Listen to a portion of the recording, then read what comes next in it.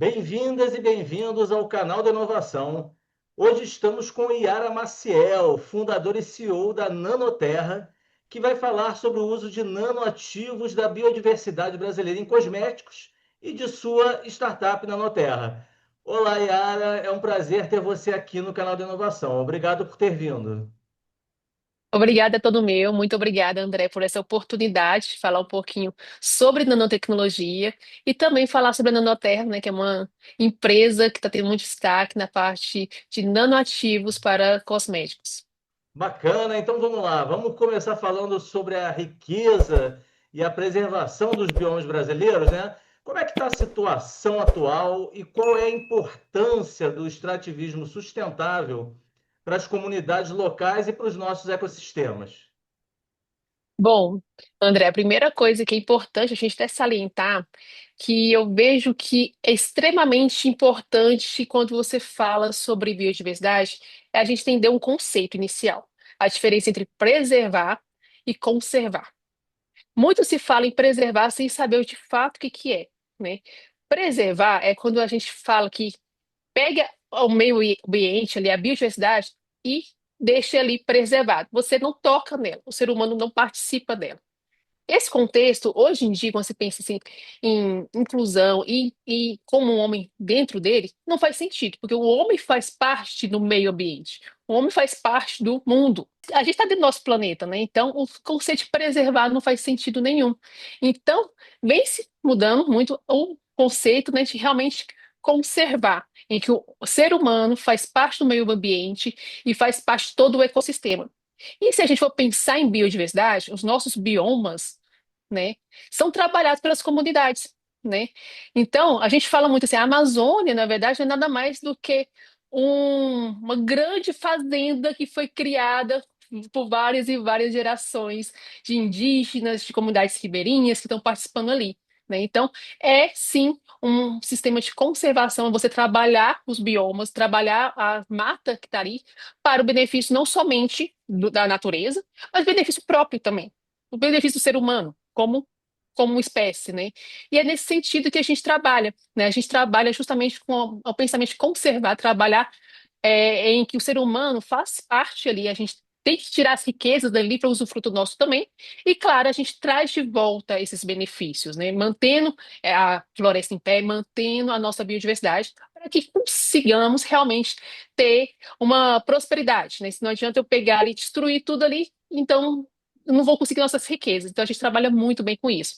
E isso a gente trabalha com as nossas comunidades parceiras, né? Então a gente tem trabalhando muito com comunidades de extrativismo sustentável, dentro tanto da Amazônia como o Cerrado, que é o nosso foco inicial, tanto desde comunidades indígenas, ribeirinhas, pequeno produtor, né? Como cooperativas que têm esse tipo de pensamento, né? Então é trabalhando justamente pensando que o homem faz parte do meio ambiente. Legal. Então, na realidade, tem que haver geração de riqueza, né? Até mesmo para que aquelas comunidades elas possam extrair, né, um meio de vida ali, uma vida digna e ajudem para manutenção, né, dos biomas, né? Isso, com certeza. E é algo que a gente tem muita preocupação, né? Muita gente se fala assim, vamos pegar as riquezas dos biomas, a Amazônia está muito em alta, inclusive, nesse sentido, e não quer favorecer aquelas pessoas que estão ali realmente na floresta, realmente na, na base, né? A gente é diferente, né? A gente trabalha realmente com essas comunidades de conjunto, primeiro, uma escuta ativa, escutando realmente as necessidades. Então a gente vai na comunidade e escuta o que que vocês estão precisando. Porque muitas vezes o que eu acho que eles estão precisando não é o que eles sentem de fato, né? Então o primeiro ponto é esse. E dentro das nossas próprias políticas, a gente tem em que a gente devolve parte do nosso lucro para essas comunidades, para que seja voltado tanto para ações ambientais, para conservação dos biomas, então manter a floresta ali, né, com trabalho em relação a isso, e também para ações sociais, auxiliar essa comunidade também nas necessidades delas, né, que elas realmente vão falar e direcionar para a gente o que elas precisam, que pode ser de vários pontos, né? Pode ser até uma coisa muito básica, como um EPI, né? Ou até uma estruturação mais robusta de uma agroindústria ali. Então, assim, depende muito da necessidade daquela comunidade. Então, a gente faz essa escutativa.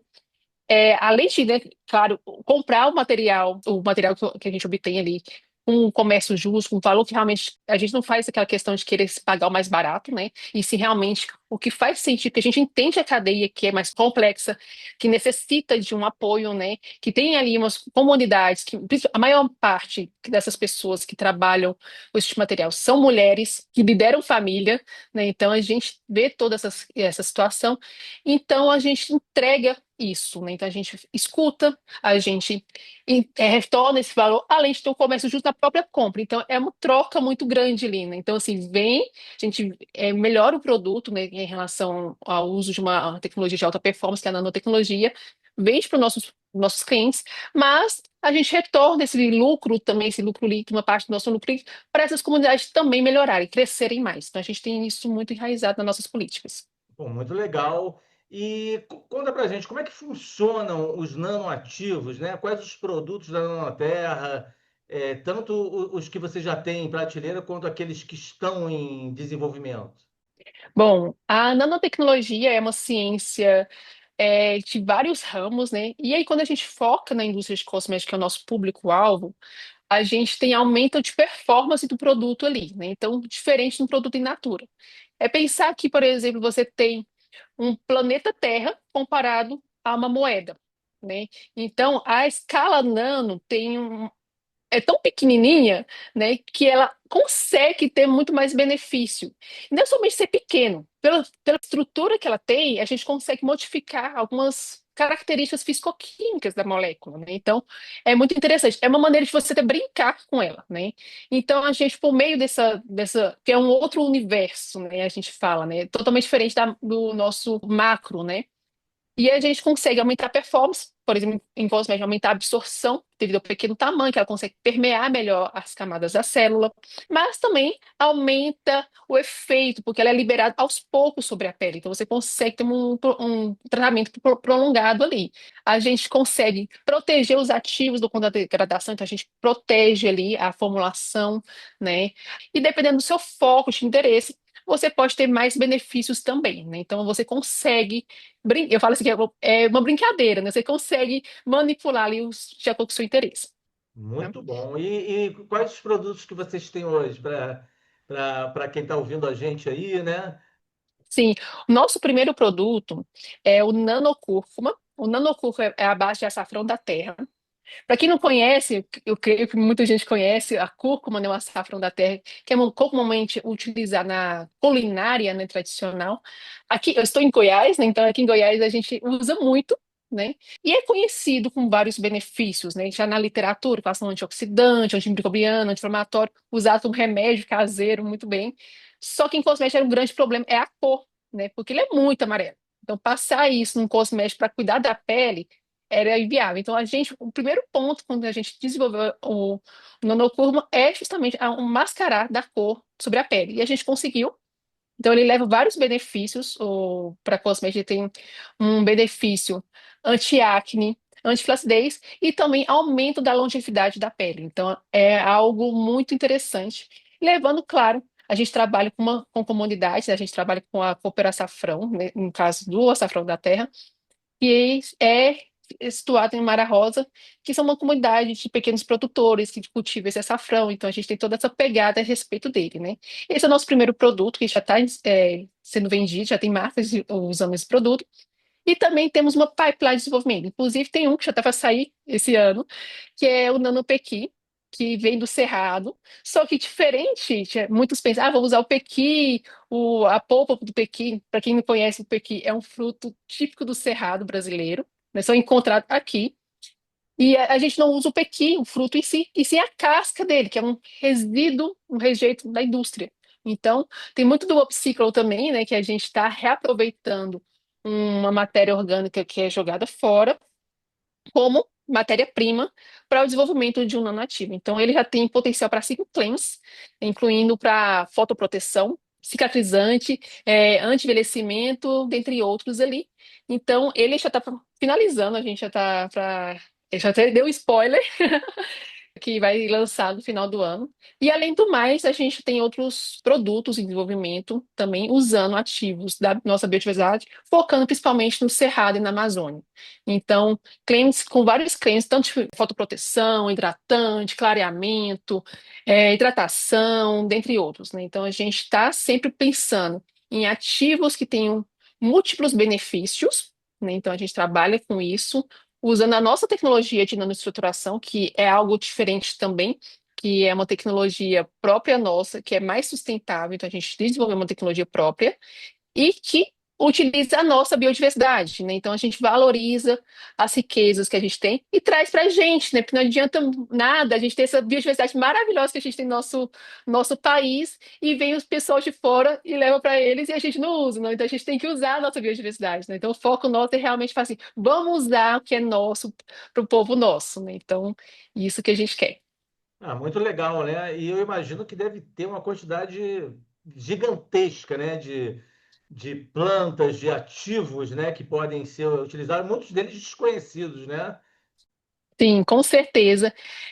Ainda temos, assim, principalmente, hoje fala-se muito de Amazônia, está estudando muito, mas o nosso Cerrado tem muita coisa que ainda não é estudada, que a gente está começando a vasculhar mais, né? Não sei se é de conhecimento, mas o Cerrado é a savana mais biodiversa do mundo, né? Então a gente tem uma riqueza que é nossa, do nosso país e que a gente tem que valorizar mais, né? Então, a gente fala muito sobre isso, em relação à valorização do cerrado e também, não desmerecendo, sem o nosso cerrado, a gente não tem a nossa Amazônia, porque são biomas que trabalham conjunto, né? Então, assim, não sei se é de conhecimento de todos, mas eu já estou trazendo essa informação aqui. Se o cerrado morre, a Amazônia morre, porque toda a água é, que banha os rios maravilhosos que a gente tem na Amazônia, toda a água que faz crescer a floresta, vem das bacias hidrográficas que nascem no cerrado. Então, sem o cerrado, a Amazônia morre, né? Então, é até um alarde aqui, se a gente não preocupar também com o nosso cerrado, com a devastação dos nossos biomas, valorizar realmente as riquezas que está aqui para criar valor para que isso não aconteça, a destruição dele, os nossos dois biomas vão morrer, né? Não somente o Cerrado, mas como também a nossa Amazônia. Então, a gente tem que começar a repensar também esse aspecto, valorizar o nosso Cerrado, porque então a Amazônia também morre, que é o nosso, que hoje em si, principalmente hoje, tem falado muito, principalmente a gente está chegando aí na COP30, que vai falar muito ali em Belém, é sobre a nossa Amazônia, né, que é o pulmão do mundo. Então, é importante assim, de salientar também o Cerrado a respeito disso. Sim, inclusive porque nos últimos anos ele tem sofrido mais que até mesmo, né, que a Amazônia, né? Sim, infelizmente, né? A legislação permite, inclusive, que quando você tem uma área somente de fazendas e tal, somente 20% tem que ser que é o conceito que eu acho errado, mas é preservado, né? Que fica, permanecer ali parado, né? Diferente da Amazônia, que é 80% Hum, preservado, né? Então tem uma regra um pouquinho diferente a respeito, né? E muitas vezes é usado também de forma sem escrúpulos, né? Que não adianta eu ter 20% num espaço sem estar apoiado com outro espaço de 20% ali, né? Então não cria-se pequenos bolsões individuais que realmente não auxilia no ecossistema de forma geral. Então, é algo preocupante ainda, mas eu espero que com essa mudança de percepção, principalmente da população e do mundo como um todo, ao ver em relação sobre a biodiversidade, a sustentabilidade, isso vai mudar e a gente vai realmente conseguir fazer que nossos biomas fiquem em pé e trabalhe de fato, né? Não como uma questão da preservação, mas sim como uma conservação. A gente trabalhar com as riquezas que a gente tem nesses biomas, criando valor de fato e realmente a gente ganhar dinheiro com isso, porque é possível ganhar dinheiro sim, com a nossa biodiversidade. É só saber trabalhar com ela. sim, mais que nunca precisamos aí, né, do extrativismo sustentável. Yara, parabéns aí pela iniciativa, pela startup, né, e por essa pesquisa toda. E obrigado mais uma vez pela entrevista.